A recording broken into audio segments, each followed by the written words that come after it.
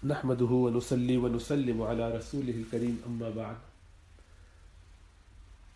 کچھ نیک لوگ مل جائیں جن کے ساتھ آدمی وقت گزار سکے، ان کو ڈھونڈے، یا اللہ سبحانہ و تعالیٰ کسی عنوان سے ایسے لوگوں کی صحبت عطا فرما دیں، یہ بہت بڑی نعمت ہے. بلکہ ایمان کے بعد شاید سب سے بڑی نعمت یہی ہے. ایمان لانے کے بعد سب سے بڑی نعمت یہ ہے کہ اس کو اچھوں کی کمپنی مل جائے. اور اس کی دلیل کیا ہے کہ یہ سب سے بڑی نعمت ہے؟ اللہ کے رسول صلی اللہ علیہ وسلم کی صحبت کی وجہ سے صحابہ بنے، ایمان لے، اور اس کے بعد رسول اللہ صلی اللہ علیہ وسلم کے ساتھ ان کا وقت گزرا، وہ کائنات کے سب سے افضل مخلوقات بن گئے ہیں. انبیاء کے بعد سب سے اونچے درجے کے لوگ صحابہ کرام ہیں. تو یہ دلیل ہوئی اس بات کی کہ نیکوں کی صحبت، اور اسی وجہ سے اب آپ کہیں گے وہ تو رسول اللہ صلی اللہ علیہ وسلم کی صحبت ہے اس لیے صحابہ بنے. یہ آپ صلی اللہ علیہ وسلم نے پھر ساتھ یہ بھی فرمایا کہ وہ لوگ جنہوں نے میرے صحابہ کو دیکھا ان کے لیے بھی آپ نے بڑی بشارتیں بیان فرمائی ہیں. تو اب انہوں نے تو صحابہ کو دیکھا، رسول اللہ صلی اللہ علیہ وسلم کو براہ راست نہیں دیکھا، بلکہ ان کو دیکھا جنہوں نے رسول اللہ صلی اللہ علیہ وسلم کو دیکھا. تو ان کی صحبت میں بیٹھے. تو صحبت پھر فرمایا اور وہ جنہوں نے ان کو دیکھا، جنہوں نے ان کو دیکھا صحابہ کو. تو یہ ایک اور درجہ. تو تین طبقے رسول اللہ صلی اللہ علیہ وسلم نے. ایک اور حدیث میں آپ نے فرمایا کہ خیر امتی قرنی، میری امت سب سے بہتر، یعنی یہ صحابہ کرام کی جماعت. جب ہم صحابہ کرام کہتے ہیں تو اس میں اہل بیت وغیرہ سب شامل ہوتے ہیں. صحابہ کا مطلب رسول اللہ صلی اللہ علیہ وسلم کے ساتھی، وہ آپ کے گھر والے بھی، آپ کی بیویاں بھی، آپ کے بچے بھی، آپ کی اسی طریقے سے جتنی آپ کی اولاد ہیں اور رشتہ دار ہیں وہ سب بھی شامل ہیں، اور باہر والے بھی، یہ سب آپ کے دوست، احباب، سسرالی سب شامل ہو گئے. یہ سب صحابہ ہیں، اسی لیے ہم صحابہ کہہ کر وہ سب مراد لیتے ہیں. اب یہ سارے لوگ ان کو دیکھنے والے، ان کے ساتھ صحبت، جن کو موقع مل گیا وقت گزارنے کا، کمپینین شپ مل گئی، ان کو تابعین کہتے ہیں. تو آپ نے فرمایا ثم الذین یلونہم، جو ان کے بعد آئیں گے، ثم الذین یلونہم، پھر جو ان کے بعد آئیں گے. تو یہ تین طبقے، اور اسی پر آگے قیاس کرتے ہوئے قیامت تک وہی درجہ بدرجہ لوگوں کا مقام رہے گا. اور تو ایمان لانے کے بعد سب سے بڑی چیز یہی ہے کہ آدمی کو اچھی صحبت، اچھے لوگ مل جائیں. ایک ایسا شخص مل جائے کہ جس کے ساتھ انسان زندگی گزارے اور وہ اللہ سے تعلق رکھنے والا ہو تو زندگی بدل دیتا ہے. مولانا رومی رحمۃ اللہ علیہ بہت بڑے عالم دین تھے، بہت دنیا میں ان کا ڈنکا بجتا تھا علمی حساب سے. لیکن جب تک شمس تبریز رحمۃ اللہ علیہ کے پاس جا کے اصلاح نہیں کروائی، اس وقت تک خود کہتے ہیں کہ وہ رومی نہ تھا جب تک کہ شمس تبریز کے پاس جا کے اپنے آپ کو اس نے، یعنی وہ تو رومی تھا، مولا روم نہیں بنے تھے، وہ بن ہی نہیں سکتا تھا. مولوی ہرگز نشد مولا روم، یہ مولوی کبھی بھی مولا روم نہیں بن سکتا تھا. آج اس کو مولانا رومی کہتے ہیں، یعنی پورے روم کے مولا، اس کا سب سے بڑے یعنی امام، استاد، عالم، جو بھی آپ اس کو سمجھنا چاہیں جس معنی میں بھی. تو وہ بنے کیسے؟ جب تک کہ غلامی شمس تبریز انہوں نے قبول نہ کی، وہاں جا کے رہے نہیں اتنا عرصہ، اور اس میں پڑھا، سیکھا، اپنے دل کو جلایا اللہ کی محبت میں، اپنے نفس کو کھپایا اللہ کی یاد میں. تو جب تک ایسا کوئی شخص نہیں ملتا، سب کا ایسے ہوتا ہے.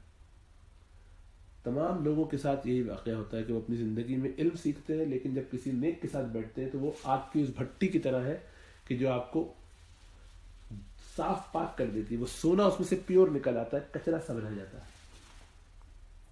کھولتے ہوئے تیل میں جس طرح سے کباب کو ڈال دیا جاتا ہے تو پھر وہ خوب خوشبودار ہو جاتا ہے، دوسروں کو بھی اس سے پھر فائدہ ہوتا ہے. تو نیک لوگوں کی صحبت نہ ملے تو کام نہیں. اسی لیے ایسے لوگوں کو کبھی کبھی انسان ڈھونڈتا ہے، خوب ڈھونڈتا ہے، نہیں ملتے. لیکن اگر اس کی طلب سچی ہوتی تو ضرور ملتے ہیں. اور کبھی کبھی اس کے اندر طلب نہیں ہوتی، اللہ کرم یہ فرماتے ہیں کہ اس کے والدین میں سے کسی میں طلب ہوتی ہے، اس کے باپ داداؤں میں، اوپر آبا و اجداد میں کوئی ایسا نیک بزرگ ہوتا ہے، کوئی ایسا شخص ہوتا ہے کہ جو اس کی قدر جانتا ہے کہ نیک لوگوں کے ساتھ ہونا چاہیے، اٹھنا چاہیے. ہمیں موقع نہیں ملا، ہماری اولاد کو موقع مل جائے. زید بن عمر بن نفیل، زید ابن عامر ابن نفیل ایک عشرہ مبشرہ میں سے صحابی ہیں، ان 10 میں سے جن کو جنت کی بشارت ہوئی، ان کے یہ والد ہیں. کن کے والد ہیں؟ یہ ایک عشرہ مبشرہ ہے. عشرہ مبشرہ جو ہے 10 لوگ ہیں، ان میں سے ایک ہے جن کے یہ والد ہیں. نہیں، زید ابن عمر. تو کن کے ابن زید آتا ہے؟ سعید ابن زید، سعید ابن زید، سعید ابن زید. صحیح نا؟ یہ سعید ابن زید کون ہے؟ یہ حضرت عمر فاروق رضی اللہ تعالیٰ عنہ کے فرسٹ کزن ہیں اور بہنوئی بھی ہے. انہی کی پٹائی کی تھی جب ان کو پتہ چلا کہ تمہارے بہن بہنوئی ایمان لے آئے تو ان کے گھر داخل ہوا، خوب اچھی طرح دھنائی کی. اور بہن بھی پھر بیچ میں آ گئی، ان کو بھی لگ گئے ایک ہاتھ. تب جا کے ذرا بہن کا خون نکلا تو اس سے ذرا فکر ہوئی. یہ تو وہ بھی ڈٹ گئے. وہ بھی خطاب کی بیٹی تھی. ان کا تمہیں جان سے مار دو نہیں نکلے گی، سب کر لو جو کرنا ہے. تبھی ذرا چوکے تو کہا کہ اچھا بتاؤ کیا پڑھ رہا ہے. تو بتایا. تو یہ جو سعید بن زید بہنوئی تھے ان کے، یہ فرسٹ کزن بھی تھے. ان کے والد زید یہ خطاب کے سگے بھائی ہیں.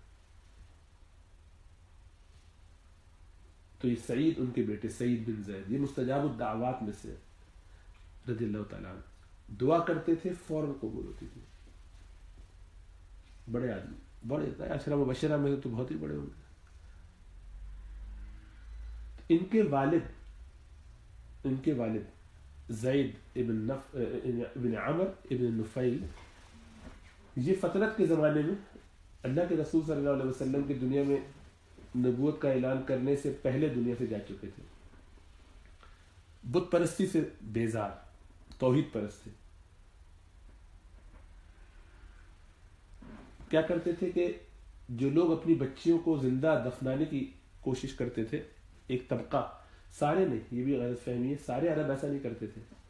بعض لوگ ایسے تھے عربوں میں کہ جن کو اپنی بیٹیاں، ان کو یہ آر محسوس ہوتی تھی کہ اگر بیٹی پیدا ہوئی ہے تو اس کا مطلب یہ ہے کہ ہماری عزت ختم ہو گئی، کہ ہماری بیٹی تو کوئی لے جائے گا، ہمارے گھر کی عزت کوئی شخص اپنی بیوی بنا کے لے جائے گا. گھر میں تو رکھ نہیں سکتے، اس کو شادی بھی کرنی پڑے گی.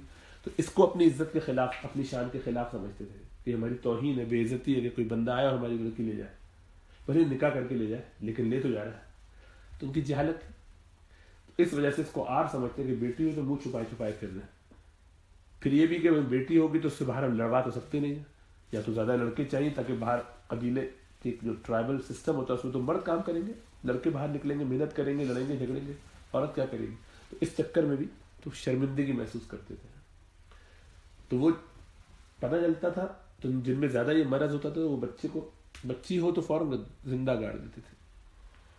تو ان کو جس کے بارے میں پتہ چلتا وہ کہتے کہ مت گاڑ، تم چھوڑ دو، تمہاری نہیں، مجھے دے دو، میں پالوں گا.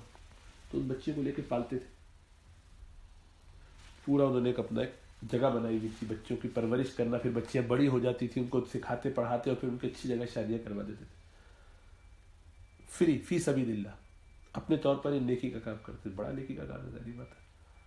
اوفنیج بنایا ہوا تھا باقاعدہ، یتیم خانہ. اسی طریقے سے اور لوگوں کی خدمت ہے. بت پرستی سے بیزار. پتہ چلا کہ اہل کتاب یہ سیریا وغیرہ میں ہوتے شام کی طرف، تو یہاں سے سفر کر کے نکل گئے. وہاں پہنچے کہ ہدایت کا کوئی راستہ بتاؤ، آپ کی کتابوں میں کیا لکھا ہے. تو کہیں تم کہاں سے آئے؟ بتا کہ مکہ سے. عجیب آدمی، مکہ میں تو اب نبی کے آنے کا وقت وہاں ہے. ہماری نشانیاں یہ ہے کہ وہاں نبی آنے والے ہیں، لوگ تو گھوم گھوم کے وہاں جا رہے ہیں، اس کے آس پاس جمع ہو رہے ہیں، تم جو ہو وہاں سے چھوڑ کے یہاں آ گئے. اچھا. تو فوراً ہی وہاں سے چل پڑے واپس. دیکھو یہ جذبہ ہے، صحیح حق کی تلاش ہو تو ایسا وہاں سے چل پڑے. تو واپس آتے ہوئے راستے میں لیکن طبیعت بڑی خراب ہوئی اور پتہ چل جائے گا بچوں گا نہیں، مکہ نہیں پہنچ پائے دوبارہ. راستے ہی میں شدید ایسا معاملہ ہوا کہ بس اب لگا کہ تو کہا اللہ سے دعا کی، یا اللہ سبحانہ و تعالیٰ، آپ کو میں پہچانا تو ہوں کہ آپ میرے رب ہے، خالق ہے، لیکن جانتا نہیں کہ آپ کو راضی کیسے کرنا چاہیے، آپ کی شریعت کیا ہے.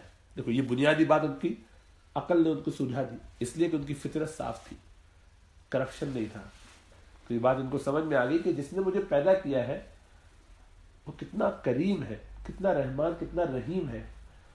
یقیناً وہ مجھ سے پوچھے گا کہ میں نے کیا کیا.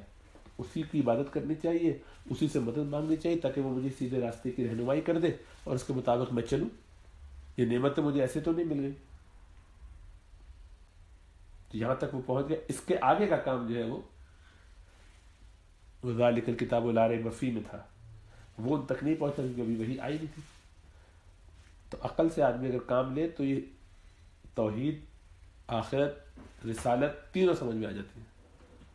سورہ فاتحہ کے اندر یہی ہے نا، ایک شخص کو فوراً پتہ چل جاتا ہے کہ میں دنیا میں ہوں تو اس کا مطلب ہے کسی نے مجھے بھیجا، میں کچھ وقت تھا اس سے پہلے نام موجود نہیں تھا. هل أتى على الإنسان حين من الدهر لم يكن شيئا مذكورا. اب بھیجا ہے تو اتنی چیزیں جو مجھے ضرورت کی تھی سب میرے لیے میسر کر دی ہیں، جیسی موسم چاہیے، جیسا لباس، کھانا پینا، ہر چیز. اس کو تو عجیب و غریب بات ہے. اس کا مطلب ہے میں نے تو کچھ پیسے ویسے اس کے لیے دیے نہیں ہیں، کوئی بکنگ نہیں کرائی تھی، کوئی ریکویسٹ نہیں کی تھی. سب کام اللہ نے اپنی طرف سے کر دیا. جس نے، جس مالک نے بھی کیا، جس خالق نے بھی کیا، جس نے مجھے بھیجا، جس نے مجھے پیدا کیا، اس نے میری ان چیزوں کی بڑی رعایت کی، بڑا خیال کیا. کیسی خوشی ہوتی جب آپ کبھی پہلی دفعہ سرپرائز آپ کو کوئی یہاں سے اٹھائے اور پہنچا دے کسی جگہ، اور اس کمرے میں، اس ہوٹل میں پہنچے، دیکھے بہت ہی زبردست، حالانکہ خود ہی بک کیا ہوتا ہے پھر بھی، لیکن دیکھ کے زیادہ اچھا لگتا ہے کہ بڑا قیمتی ہے، ہر چیز ضرورت کی موجود ہے، اندر سے دل خوش ہوتا ہے. اور یہ سب فری میں ہو گیا، اچانک سے ہو جائے، آپ نے کوئی پیسے نہ خرچ کیے ہو، تو آدمی کہے گا کوئی وجہ ہے، انجوائے تو کر رہے ہیں ہم یہاں پر، لیکن کوئی نہ کوئی ہے اس کے پیچھے مقصد. وہ مقصد کیا ہے معلوم نہیں ہو رہا. یہ مجھ سے پوچھیں گے تو وہی بتائیں بھائی کیا مقصد ہے، ہمیں کیا پتہ، کہاں سے اندازے لگاتے رہے. تو اسی لیے کہ آپ ہی کی ہم عبادت کرتے ہیں، آپ ہی کے آگے جھکتے ہیں، آپ ہی سے پوچھ رہے ہیں، آپ مدد کر دیجیے، راستہ بتا دیجیے. اور ان لوگوں کا راستہ بتائیے گا جو اچھے ہیں. تو اچھے کون ہیں؟ انبیاء ہیں. اس سے رسالت ثابت ہو گئی، مالک یوم الدین سے آخرت، تینوں عقائد ثابت ہو گئے. تو یہ اتنے سمجھدار تھے، یہ سب چیزیں حق تک پہنچ. لیکن شریعت کیا ہے وہ تو نبی ہی لا کے دکھائے گا.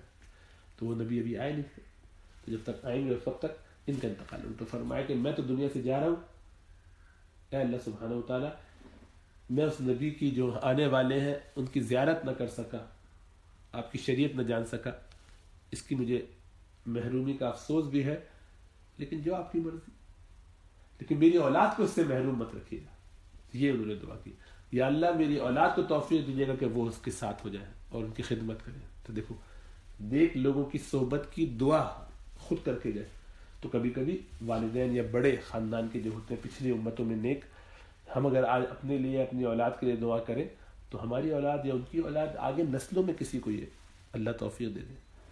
تو نیک لوگوں کو ڈھونڈنا، ان تک پہنچنے کی کوشش کرنا، ان کے ساتھ اپنا وقت لگانا، یہ زندگی کے مقاصد میں سے ہے. اللہ نے قرآن میں ہمیں حکم دیا ہے کہ یا ایھا الذین آمنوا اتقوا اللہ وکونوا مع الصادقین. اے لوگوں جو ایمان لائے، اللہ کا تقوی اختیار کرو اور سچوں کے ساتھ رہو.